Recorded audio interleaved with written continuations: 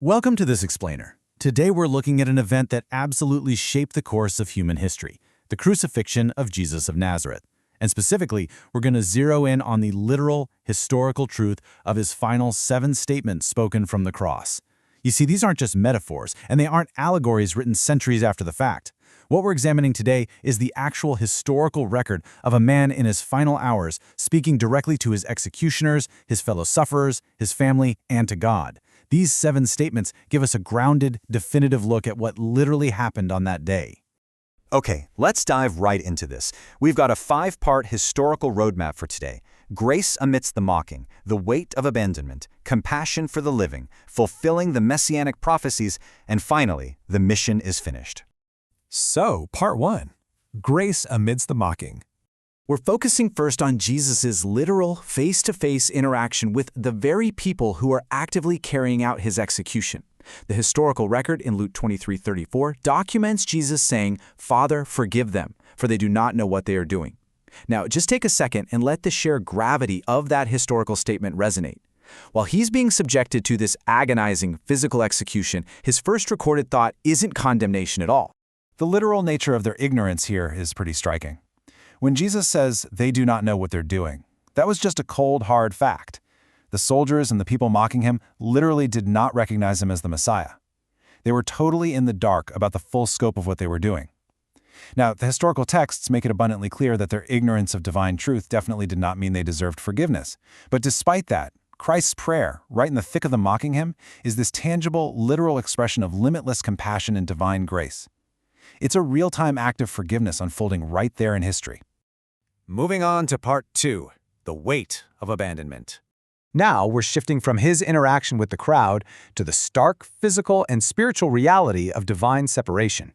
In the Gospel of Matthew, chapter 27, verse 46, we're told that at about the 9th hour, which is right around 3 p.m., Jesus cried out with a loud voice. He said, "Eloi, Eloi, lama sabachthani."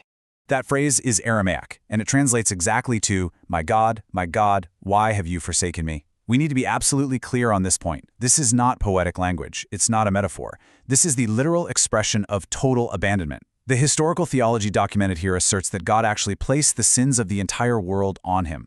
And because of that immense, very literal weight of sin, God had to turn away. Jesus was experiencing a real, actual separation from God for the first and only time in eternity. Honestly, the physical pain of the cross was entirely eclipsed by the stark reality of this abandonment.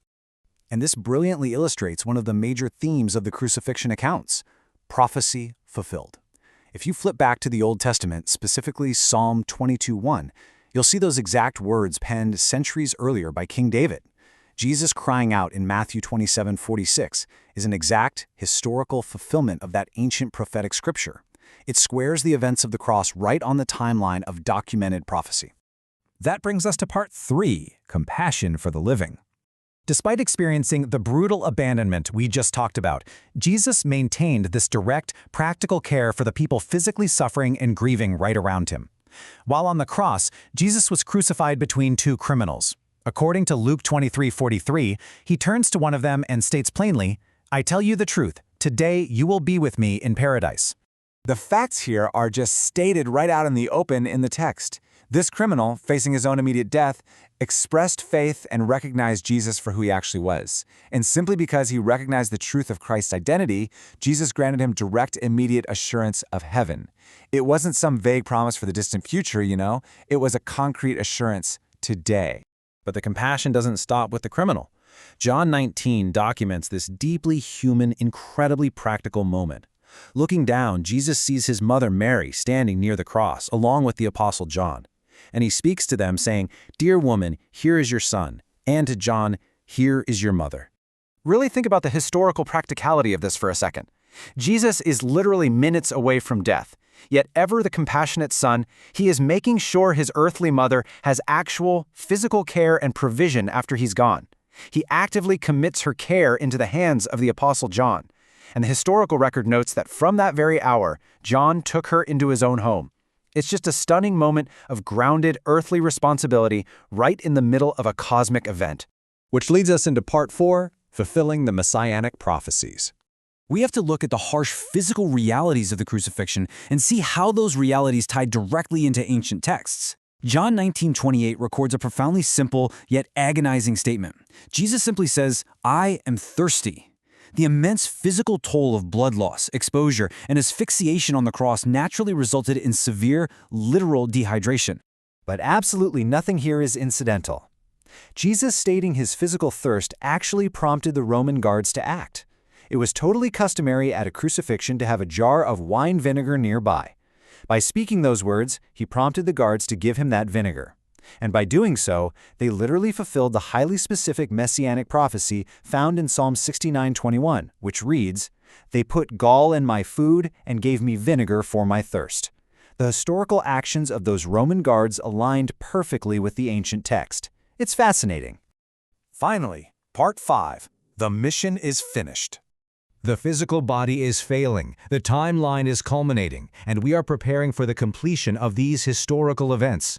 According to Luke 23:46, Jesus prepares for the moment of death by stating, "Father, into your hands I commit my spirit." You see, this is a statement of absolute authority.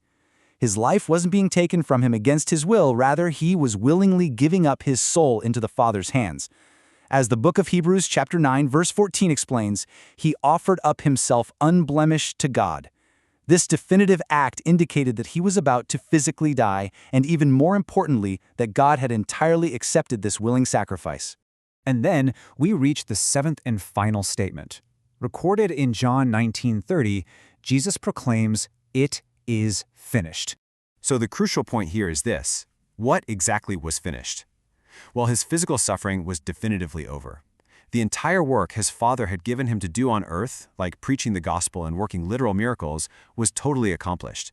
But most importantly, eternal salvation for his people was obtained. The actual historical debt of sin was paid in full. The mission wasn't just ending, it was fully, completely, and literally accomplished. When we synthesize this record across the gospel accounts of Matthew, Luke, and John, we see an amazingly unified narrative. Take a look at this. Matthew captures the agonizing abandonment and prophecy.